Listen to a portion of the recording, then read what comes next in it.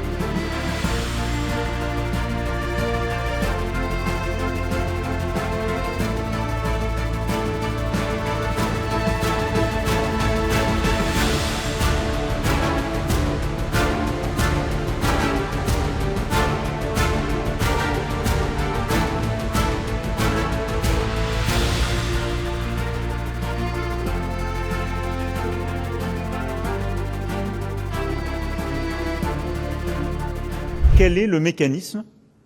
What is the potential peacekeeping, monitoring, or surveillance mechanism? We will talk about that tomorrow. It's not up to us to preempt it. Là-dessus, et peut-être un cadre et un soutien si... It's up to us to provide reassurance and perhaps a framework and support if the choice made by Ukraine are the United Nations. But that's in the context of any peacekeeping operations and what happens on the front line. Then, in order to guarantee security, which is not the same thing as keeping the peace, in order to guarantee security, which is basically to say that if tomorrow Russia, as it has done every time if I may remind you, were to resume an operation, in 3 years, in 5 years, what would happen? What will prevent us from repeating yesterday's mistakes? The first thing is the format of the Ukrainian army. And why is that? Because today it is in fact the largest army in Europe. So, all the work that we have started and that we're going to continue is to ask ourselves what is the format of the Ukrainian army and what capabilities does this Ukrainian army have that would enable it to deter further Russian aggression or to resist it. So, it's a military task, a capability training program and long-term support for this army of Europeans. Because, in a way, it is the avant-garde of our collective security. But for us, it would be neither for us to be on the front line, nor to be engaged on day one against the Russian forces, but to be forces that dissuade the Russians from attacking again. And by holding important towns, strategic bases, mark the clear support from several European governments and allies. Secondly, they may have logistical support or training on Ukrainian soil.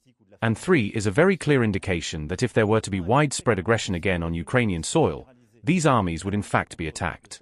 And then there is the framework of engagement that is still ours.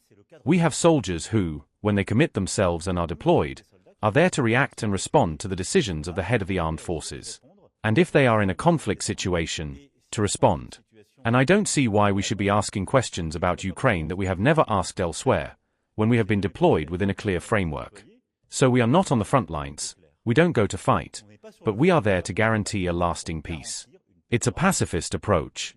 And the only ones who would, at that moment, trigger a conflict, a bellicose situation, would be the Russians if they decided again to launch an aggression. This is the strict framework that we are moving forward with. It's a Franco-British text. A great deal of work has been done by the Chiefs of Staff in London and Paris, and we are going to continue this work. That's the clarification between these different missions.